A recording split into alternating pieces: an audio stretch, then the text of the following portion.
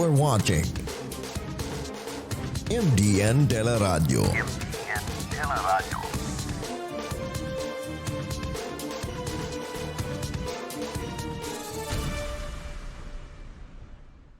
The views and opinions in this video are those of the anchor, the program host, and its guests do not necessarily reflect the views of MDN Teleradio. Furthermore, the assumptions, views, opinions, and insinuations made by the administrators through the programs and the comments do not reflect of the management of MDN Teleradio, Mindanao Daily News, and the page itself.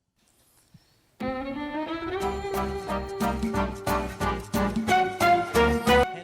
Welcome back mga ka-friendship. Here, mga friendship, I'd like to welcome to you all our interim President of Mindanao for the Para is Consultant CHRYSLER ACEBU.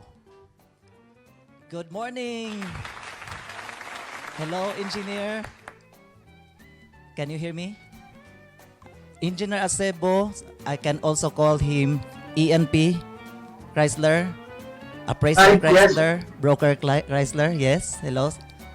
Hello to our... Hi, yes, good morning. Good morning. Welcome to our show, The Home Show Unlimited. Yeah. It's a pleasure to have you, Engineer, in our show. So, likewise.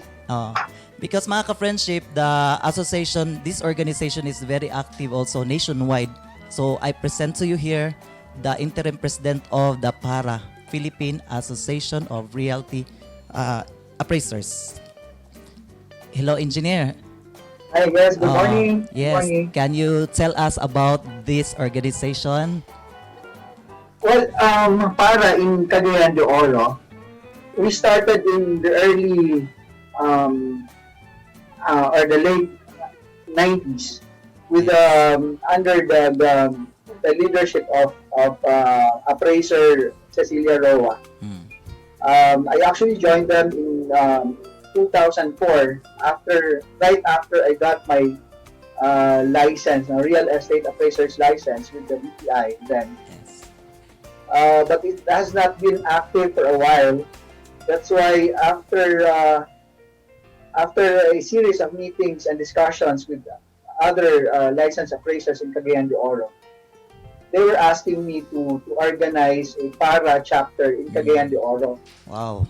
What we had before was Para Mindanao, but apparently it lost its ground, and we have not been that active since.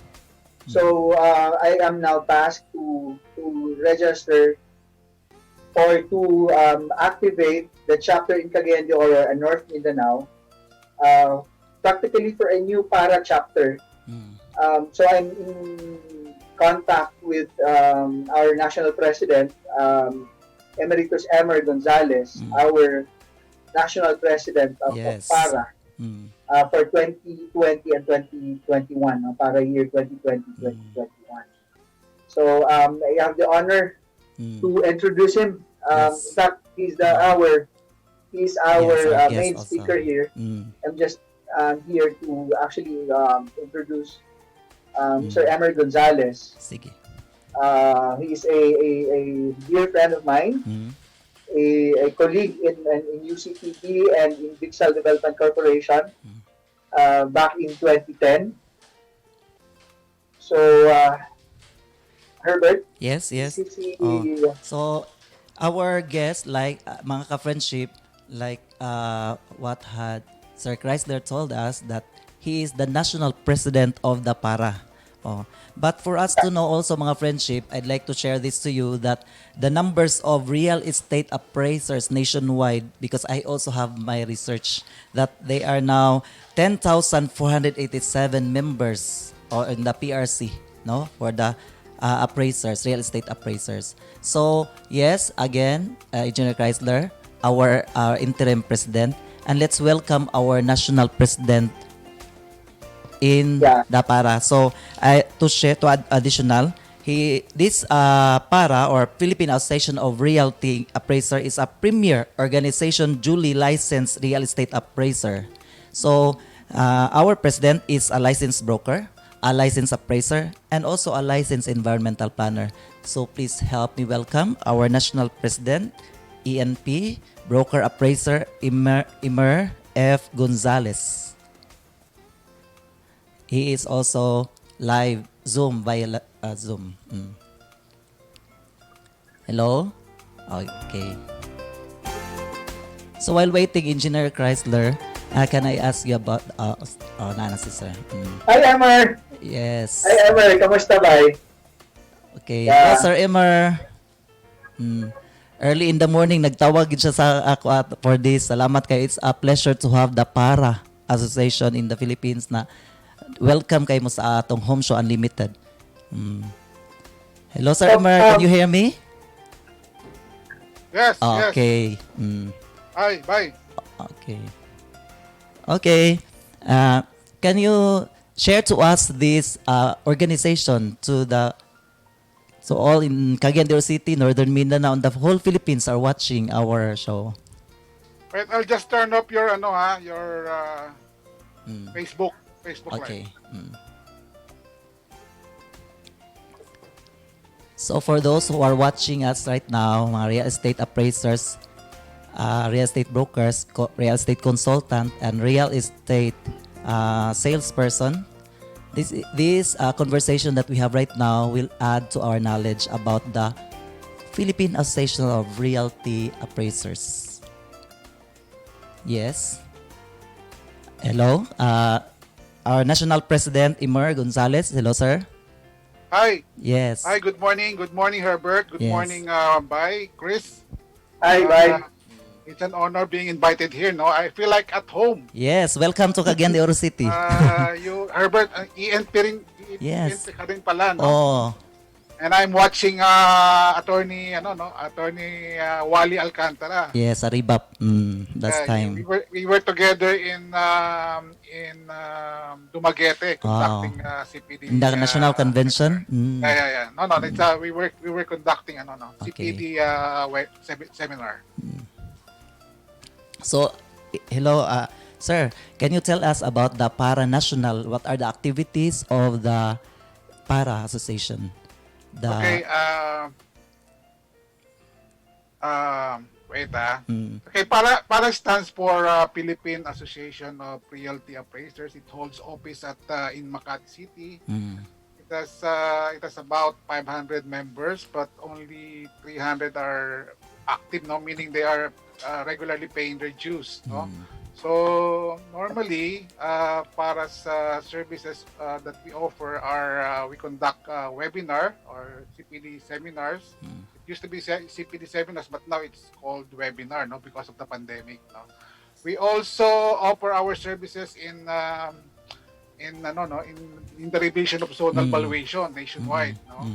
And some of our corporate members who are BSP accredited appraisal companies are also participating in the valuation of the right of way to promote to help the build program of the president, no. Wow. And actually one of our speakers in the ongoing webinar is DPWH USEC Cathy Cabral, who has expressed her intention to sit down with us and work with us in this endeavor, to conduct appraisal of the so we also offer trainings and seminars to government Yes. agencies and financial institutions, and we also offer what else? Valuation to several sectors. So good. Nice to know, sir, that we have good linkages to the government agencies in relation Yes. to, like, for the BIR, for the city and the municipality, or for the valuation of the properties. Yes, yes. So I have a question about the what are the challenges that we have encountered in the real estate appraisers profession, because real estate appraisers professions naapod tay mga colorums, right? So what are the, aside from our local and national level, what are the challenges or problems that might encounter for the association? Well, unlike brokerage, we don't have any much problem about colorums because, well, if you're not a licensed appraiser, nobody will hire you. You have to show your credentials. Pero unlike brokers, they can always sell their properties or projects even without license. No, so the biggest challenge now is the COVID-19 pandemic, no? Because it's hard to conduct inspection. Yes. Obviously because of this pandemic. So that's the biggest challenge we have. And to increase the membership, we are now launching. We already have launched the chaptering program in Wow. which Chris will be one of our chapter heads based in Cagayan de Oro. We are only waiting for his letter of intent to be joining our chapter, one of our chapters in Mindanao. So That is to I increase I our am so membership. wow, that is nice to know for the association. The challenges, almost all of us experienced the pandemic. So I'd like to ask also Engineer Chrysler and you about the advocacy for this organization in a local settings or in a national level for the advocacy of this organization. Well, basically, para spouses, Mm. professionalism Oo. in conducting appraisal or valuation Mm. services. But it's important to note that para is mostly composed of practicing appraisers. So not just licensed appraisers, but who are really somehow expert in the valuation of properties. So that's why I think it's important to Yes. discuss also the uh, you know basic in terms of appraisal Mm. or valuation of properties. Kasi very wide ang coverage ng appraisal. It's practically anything under the sun, no? So land, improvements, machinery and equipment. Yes. So all those are covered by practically covered by licensed appraisers. Yes. So like as mentioned by our president EMER, we also in CDO as licensed appraisers, we are also engaged by BIR to render our opinions of value. Basically for zonal valuation purposes. So we are somehow regarded as experts in the field of valuation, Yes. but certainly we do need CPDs also, continuing professional development, because just like other professions, we need to hone our skills, to improve our skills, and to be somehow updated with the latest trends in even in valuation. So Wow. there's no such thing as a permanent, Yes. or should I say parang a still evaluation. Kasi there's this new trends also, there's new techniques. Yes. We need also to be updated with regard to the movement and values, prices. So everything, no? So we need to be updated with all those things. That's why we need we need to coordinate. We need to be Yes. we need to enhance our skills, to hone our skills with the help of our national leadership of Yes. PANA. And I also have seen many licensed real estate appraisers in the bank and in any other fields in the field of practice. Yeah. I'd like to share also that PARA has always been promoting, or has always been active in terms of educating its members. It can't be, probably how to the basics of appraisal, but there are advanced techniques also. We need to we recognize the fact that Metro Manila appraisers have more exposure Yes. Mm. in terms of different various types of properties. Mm. So as a matter of fact, I need to mention they even value air rights as opposed to our regular appraisal work na land and building, no, or land and improvements. So, Thank you, Herbert. yes, to our President EMER, the association we will also invite our appraisers out there to be a member of the Para Association. What about the membership fees, or how can they go to become a member? Yeah, before I answer your question, Herbert, no, the main reason of the main program of my term as president is to promote this chaptering, no, so Wow. we will be able to reach out to appraisers in provinces, no. That's why what Chrysler has mentioned. We don't believe that we are the experts, no, from Manila, because we are only accessible to all published books, international published books, Wow. like books from United States and Canada, because one of our members is a member also of Appraisal Institute, where most books, appraisal books, come from, no.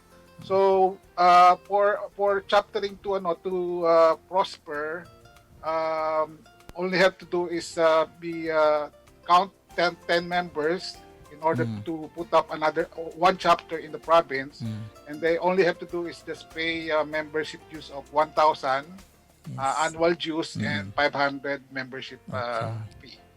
So that's it. Then Wow. they will be having a chapter in their own place, no? Wow. And So we will also be launching a dynamic website, so we can continuously communicate through that platform, through that Zoom platform. We will embed the Zoom platform in that website, so all members can use of it. okay, wow. So wonderful kay ang platform, wonderful kay ang program sa atong National President for the Para. For our viewers, Sir President, Engineer Chrysler, we have our viewers, mga gusto sila siguro magpa-appraise ng kanilang properties. So how can they contact, or what advice can you give to our viewers right now in terms of appraisal values or appraised property?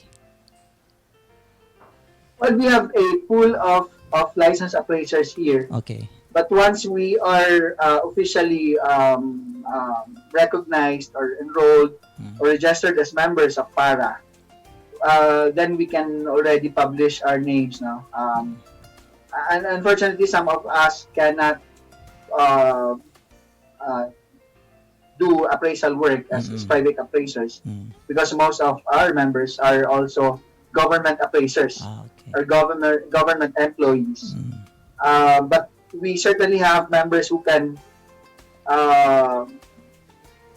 give appraisal services or render appraisal services for whatever purpose or purposes. So it can be for loan purposes, for taxation, for even for estate partition. So we can do that also. So anyway, we can share our number to you, or our contact numbers to you, Herbert. Kaship Herbert. Sige. Thank you for your time, Engineer Chrysler, and also to our National President. Hello, sir. Can you give us a last message to our appraisers and also the listeners out there? Well, again, PARA will reach out to all appraisers nationwide. We will be posting, if they become a chapter in our national office, we will be posting their names and contact details, so that customers can easily reach them out through through our website. Okay. So, mga ka-friendship, much to my desire to continue or to have more conversation about Para, but our time constraints. So thank you so much for listening our show, and to our visitors, to our guest, the National President of Para and also the Cagayan de Oro or the Mindanao interim president. We have Engineer Chrysler, ACEBU, and ENP, EMER Gonzalez. So thank you. It's a pleasure to have you in our show, Engineer Chrysler and ENP. Yes, all of us are ENP also. EMER. Thank you so much. Bye-bye. It's an honor. Thank you, Herbert. Thank you, Chris. Thank you. Thank you. Thank you. Bye. Thanks. Okay, goodbye. Okay. Bye-bye. So, mga ka-friendship, we have watched our 4th episode. A very wonderful show because we have from the Abark Gold developer and also from our organization. So, keep watching our show because we have a lot more to give you. And also, thanks to all those watching us from Luzon, Visayas, and Mindanao, and also to our real estate industry, the booming real estate industry of the Philippines. We help each other to elevate the standards of our profession. Thank you so much for watching our show. And God bless you all, mga ka-friendship. For more, we have our commercial.